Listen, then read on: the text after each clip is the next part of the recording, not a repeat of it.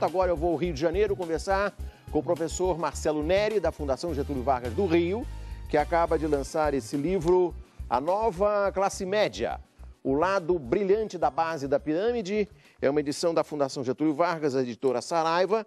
A certa altura, logo no início, o professor Neri diz, abre aspas, o bolo de renda brasileiro está crescendo com mais fermento entre os mais pobres. Professor Neri, o que o senhor quer dizer com o bolo cresce com mais fermento entre os mais pobres? É que a desigualdade brasileira ela está caindo. Na verdade, o que a nossa pesquisa nova que a gente está lançando amanhã mostra é que ela está caindo por 12 anos consecutivos. Ou seja, a renda dos pobres cresce como está crescendo na China e a renda do topo da pirâmide de renda cresce a taxas menores, como um país, vamos dizer, mais estagnado. Esse é o filme brasileiro recente, dos últimos 12 anos. Professor, quem é a nova classe média? A nova classe média são as pessoas que subiram na vida. São pessoas que, em geral, associamos à pobreza, mas são pessoas que saíram da pobreza. Por exemplo, são mulheres, são negros, pardos, são pessoas que moram no Nordeste, na periferia das grandes cidades, são pessoas até com educação ainda insuficiente, mas que fizeram curso técnico, são jovens. É um retrato dos emergentes brasileiros, que são, na verdade, os que eram antes pobres. Isso é diferente, por exemplo, da nova classe média chinesa ou indiana, que são pessoas que já estavam mais no topo da pirâmide e que estão crescendo mais. Aqui é a base, que apresenta esse Daí explicar-se o subtítulo do seu livro, O Lado Brilhante da Base da Pirâmide, é isso? Exatamente, não só que a base é que brilha, mas assim, o brilho é no sentido, que é um ponto que a gente chama atenção, que muitas vezes se olha para essa nova classe média pensando a um consumidor potencial, as pessoas que estão ganhando acesso a crédito ao consumidor, programas sociais. Isso é, sem dúvida, parte da cena brasileira. Mas o que a gente chama de lado brilhante são duas coisas. Primeiro é esse lado do produtor brasileiro, a carteira de trabalho, o curso técnico, que eu acho que é o grande destaque, ou seja, esse crescimento da classe média, essa nova classe média veio para ficar, na nossa visão. Não é um sonho de uma bolha de crédito de verão. Ou seja, não há possibilidade dessa bolha explodir e essa classe C, que chegou lá no meio da pirâmide, voltar e regredir na posição da hierarquia de renda, por exemplo? Essa possibilidade sempre existe, né? Tive o caso europeu, mas eu acho que essa nova classe média é mais sustentável do que a ideia daqueles que acham que ela não é sustentável. Ela já está há 10 anos consecutivos subindo, ininterrupto quase, com crises no meio, e isso mostra que ela é sustentável. Ela está tendo menos filhos, está investindo na educação dos filhos. Então, o que as nossas pesquisas mostram, até para minha surpresa, é que é um crescimento muito mais baseado na produção do que simplesmente no consumo. O consumo é consequência desse processo de ascensão social, que é positivo para o futuro, né? Como então explicar isso de uma maneira que o nosso espectador possa entender claramente?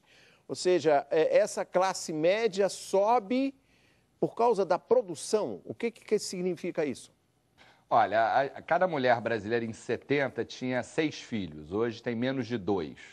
Ela passou a cuidar melhor dos seus filhos, esses filhos passaram a ir para a escola na década de 90 e na última, passaram a fazer curso técnico, chegaram no mercado de trabalho, conseguiram acessar empregos com carteira, estão com dinheiro no bolso, com estabilidade, dispostos a consumir. Mas é muito mais consequência o consumo do que a causa desse processo. Entendi. É mais assim, o lado do trabalho é o que brilha mais e não o lado do consumo. Eu acho que esse é o ponto. E o que comprova? Quais são as medidas que o seu trabalho faz para comprovar que essa classe C de fato melhorou de vida? Como se mede esse melhor de vida?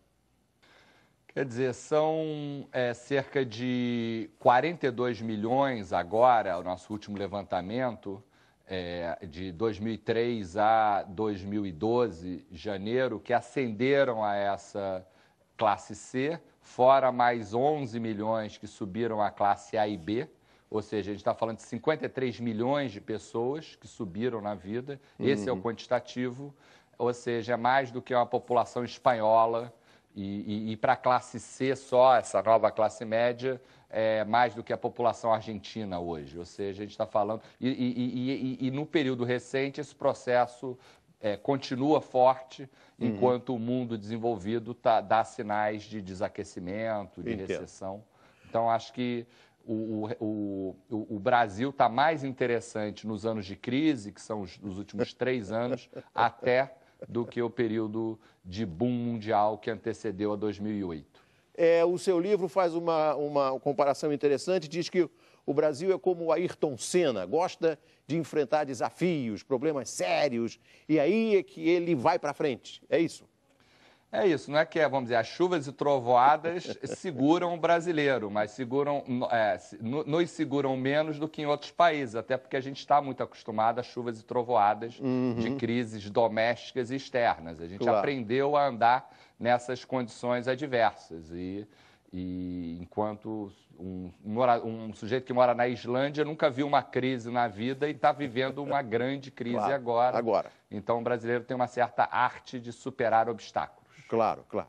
Agora, como é que se pode dizer, com bastante nitidez e sem economês, por que esse pessoal melhorou de vida? Essa Argentina e essa Espanha. Por que houve esse progresso? Eu acho que tem várias causas. Eu acho que quando você estabilizou a economia, você deu um cenário importante, quando você botou todas as crianças praticamente de 7 a 14 anos na escola, quando você melhora a qualidade. Quer dizer, o Brasil é um país ainda cheio de problemas, baixa educação, baixa qualidade de educação, mas quando você olha existe uma superação. A educação hoje é ruim, mas é menos ruim do que era no passado. Isso gera um grande impulso na sociedade brasileira. Então, o Brasil está estudando mais, está conseguindo emprego com carteira, também está fazendo um curso técnico, você vai conversar com essa nova classe média, ele vai te dizer, você vai perguntar sobre o carro, ele vai falar da universidade que ele gostaria de fazer, mas que provavelmente não vai fazer, mas a filha dele vai. Claro. Ele vai falar se ele tem computador, ele vai falar que a filha tem computador. Ele tem um plano de ascensão social que ele está vivendo, mas que os filhos dele vão continuar e vão continuar progredindo. Isso é o que eu acho mais notável nesse processo. Claro. Outra coisa importante seria observar, o seu livro trata disso, é que a distância entre o rico e o pobre diminuiu e especialmente dentre algumas faixas de análise, como por exemplo, entre os negros, entre as mulheres, está havendo uma aceleração mais acentuada. Como é que fica essa chaga brasileira, que é a desigualdade de renda, essa herança trágica da escravidão? O que aconteceu agora nesses anos da sua análise entre 2003 e 2012, esses últimos 10, 15 anos de Brasil? O que aconteceu com relação à desigualdade?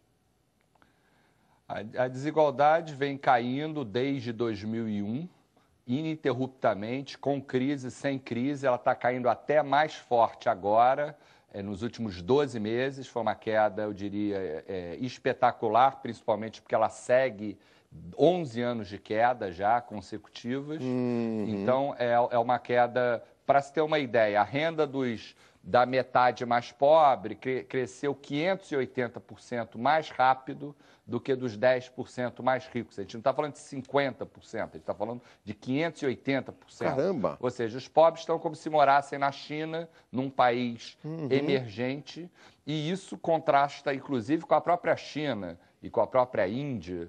Lá, os ricos estão crescendo mais do que os pobres, como foi no Brasil na época do milagre.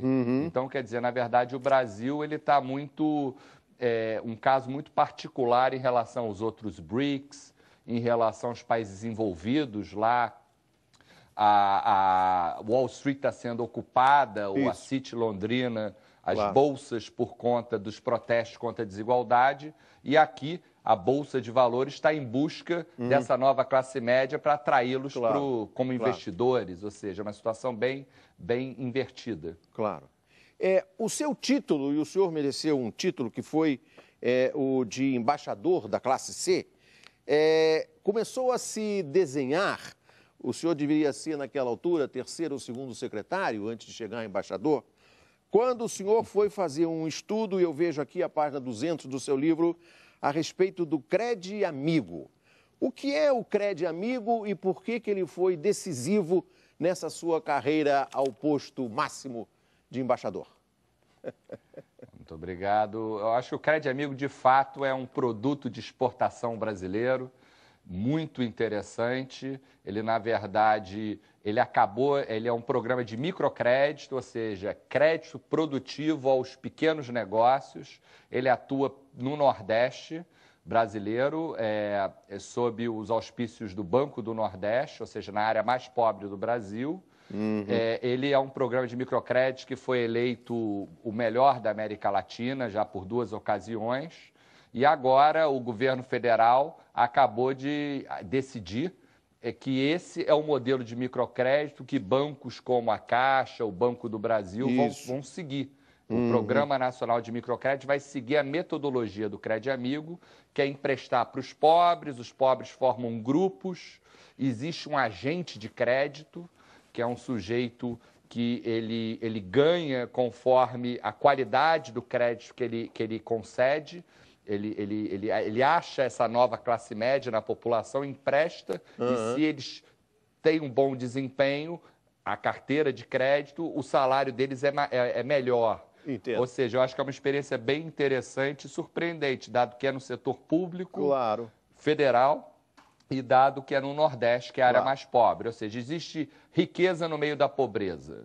E o Cred Amigo foi capaz de localizar esse potencial de crescimento dos mais pobres. O seu livro menciona também que o Nordeste era tradicionalmente um receptor de políticas paternalísticas e agora ele se torna um exportador de políticas estruturais, como é o caso do Cred Amigo. Isso é uma novidade no Brasil também? Eu acho que quer dizer, a gente poderia imaginar que, em geral, em economia, a gente acha que os mais pobres vão crescer mais, tem um processo de convergência, que, diga-se de passagem, não está acontecendo dentro dos países, acontece no mundo, com o crescimento da China e da Índia, mas não acontecia no Brasil. E o Brasil, para você ter uma ideia, o Nordeste cresceu em 8 anos 42%, o Sudeste e o Sul maravilha, mas o Sudeste cresceu 16%. Ou seja, o Sergipe, que é o estado que cresce mais no Nordeste, cresceu a 58%. Nossa. São Paulo cresceu a 7% no mesmo período. Ou seja, o Nordeste está crescendo e não só isso, está exportando tecnologia como essa do Cred Amigo, por exemplo. Claro. A gente percebe pelo seu trabalho, professor, algum tipo de tendência a reduzir a hegemonia, a importância do Sudeste em relação ao conjunto do Brasil? Ou o seu trabalho não alcança esse tipo de discussão? Não, quer dizer, é uma possível conclusão. A gente não trata disso, mas o fato é que, as áreas mais pobres, Nordeste, o campo, etc., todos os lugares que a gente acha que moram os pobres, de fato, eles continuam a morar lá, mas eles cresceram mais do que o resto do Brasil. E nas séries estatísticas que tem 50, 52 anos no Brasil, é a primeira vez que isso acontece de maneira recorrente. Há 12 anos consecutivos, isso acontece. É algo que, se você me perguntasse, me entrevistasse há 10 anos atrás, eu nunca ia dizer isso. Ou seja, é algo que nos surpreende bastante. Uma última questão, professor Marcelo Neri. Quem é o pai da classe C, o Fernando Henrique ou o Lula? Eu diria que o Fernando Henrique é o avô da classe C e o Lula é o pai. Assim, ou seja, tem uma certa sequência e nessa sequência a Dilma é a neta dessa nova... Porque nesse primeiro ano a classe C do governo Dilma cresceu bastante. Vossa Excelência é carioca, é uma continuidade de política econômica e social. Vossa Excelência é carioca. Eu acho que isso que é interessante no Brasil. É carioca, não é mineiro. Quer dizer que o Fernando Henrique é o avô, o Lula é o pai e a Dilma... É a filha? É a neta. A neta. Ela deve estar feliz, como toda mulher, falar de... né? Todos têm que estar felizes, eu acho. Acho que é uma obra de várias mãos. Claro. E acho que o Fernando Henrique foi aquele que estabilizou, o Lula foi o que percebeu a importância de combater a pobreza, mas é uma obra conjunta. Mas, na verdade, o grande personagem dessa história é o povo brasileiro. Ele que está... os governos têm ajudado mais ou menos, mas quem tem feito essa ascensão é o povo brasileiro. Ele que é o verdadeiro herói dessa saga de ascensão social.